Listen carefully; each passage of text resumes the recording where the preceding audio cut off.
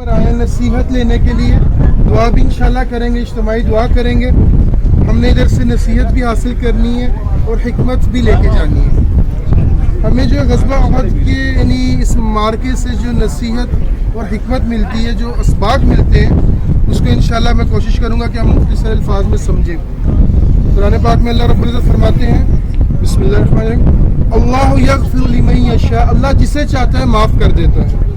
ये मग़फ़िरत की शर्त किसके लिए? जिसने अल्लाह के साथ शिरक ना किया, खालिस अल्लाह के साथ यानी दिल के साथ, दिल की मोहब्बत के साथ अल्लाह रब्बुल इज़्ज़त की ज़ात में बाबरकत पर ईमान लाया और उसमें मिलावट ना हो, शिरक ना किया, उसके लिए अल्लाह का वादा है कि अल्लाह उसको बख्श दे।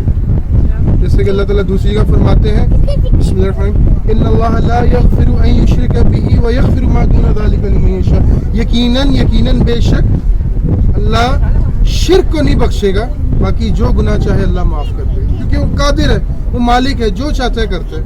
अल्लाह ताला हम सब के भी हाल पे रहम फरमाए और हमें अपनी रहमत से जब हम फोत हो इस दुनिया से जाए, खात्मा बिल ईमान नसीब करे, आमीन।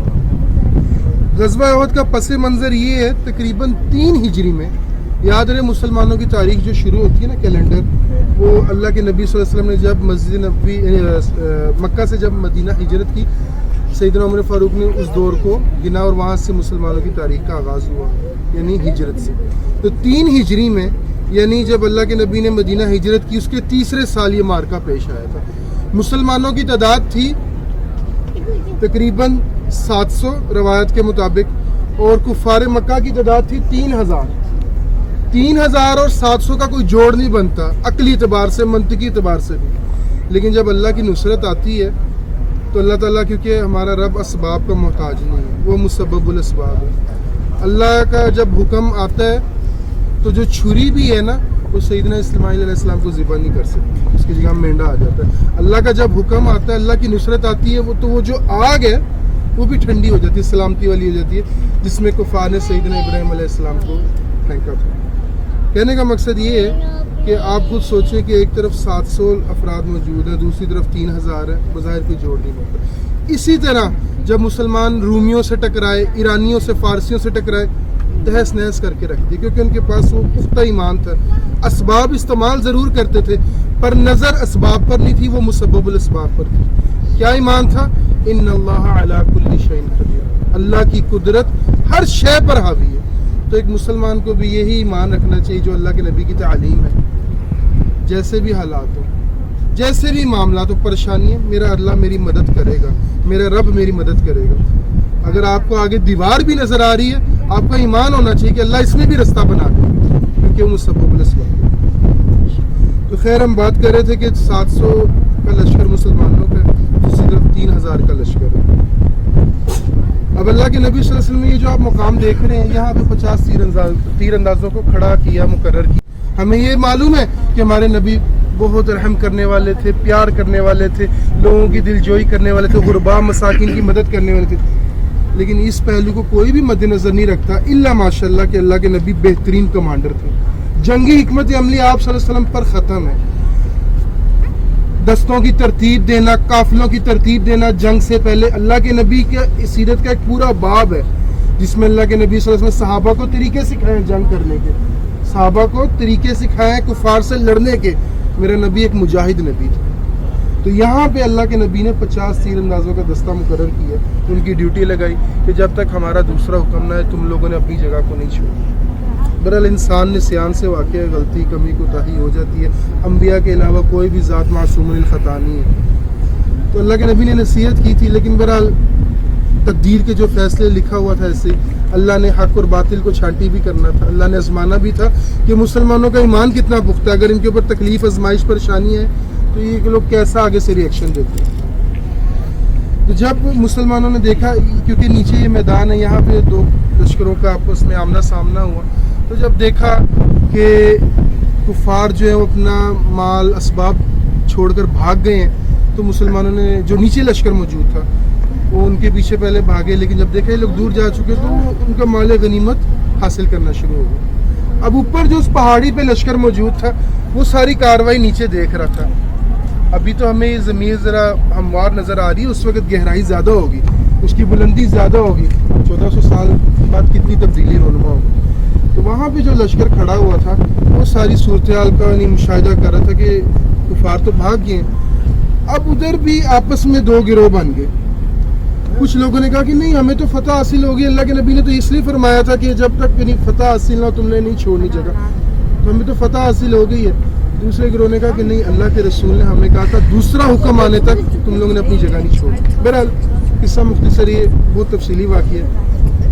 آپس میں کچھ اختلاف ہوا, جو ادھر دستہ کھڑا ہوا تھا وہ نیچے آنا شروع ہو گئے, لوگ مال غنیمت میں مشغول ہو گئے. سیدنا خالد بن ولید رضی اللہ تعالیٰ عنہ, جن کو سیف اللہ کا لقب بھی دیا گیا, یہ ان صحابہ میں سے معروف صحابی ہیں جن کو بعد میں جب یہ اسلام قبول کر لیا تھا ان کو مختلف غزوات کا اللہ یعنی خلفاء نے ان کو جو ہے کمانڈر بھی بنایا مختلف یعنی جنگوں کا, اور آج تک یہ کسی بھی جنگ میں ان کو شکست نہیں ہوئی, یہ ہمیشہ فتح یاب ہوئی.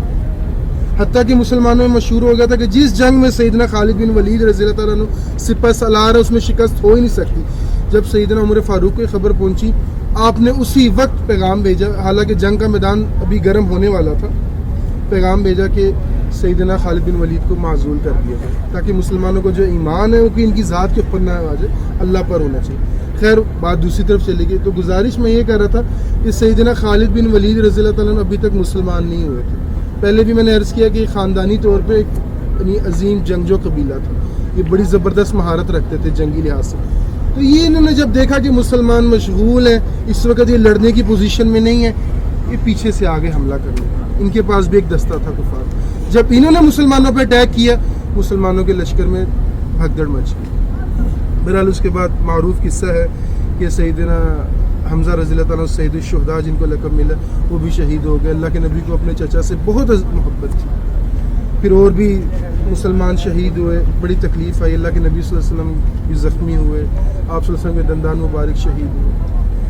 تو قصہ مختصر یہ جو ہمیں پتہ چلتا ہے نا اس واقعے سے کہ صرف ایک معمولی سی غلطی بظاہر ہمیں معمولی لگے گی کہ جب بظاہر جنگ کا میدان گرم ہوا, وہ بھی ٹھنڈا ہو گیا, کفار بھاگ گئے تو وہ نیچے آ گئے, لیکن وہ کیا تھا, اللہ کے نبی کی حکم عدولی تھی. اللہ کوئی چیز پسند نہیں ہے. اللہ کی طرف سے جو نصرت آئی تھی وہ نصرت ہوتی, کفار کا پلڑا ایک دم بھاری ہو گیا. تو آج میں اور آپ بھی غور کریں کہ اتنی بدعمالیاں لے کر اللہ کے نبی صلی اللہ علیہ وسلم کے بتائے طریقے کے مطابق ہم زندگی نہیں گزارتے, تو کیا ہمارے اوپر نصرت اترے گی, نصرت الہی آئے گی؟ فرشتے آج بھی اتر سکتے ہیں, غزوہ بدر والا ماحول آج ہی پیدا ہو سکتا ہے, کیونکہ اللہ اسباب کا محتاج نہیں, لیکن ہمارے اعمال ویسے ہیں. ہمارے اعمال ہم سب جانتے ہیں ہمارے اعمال کیسے ہیں.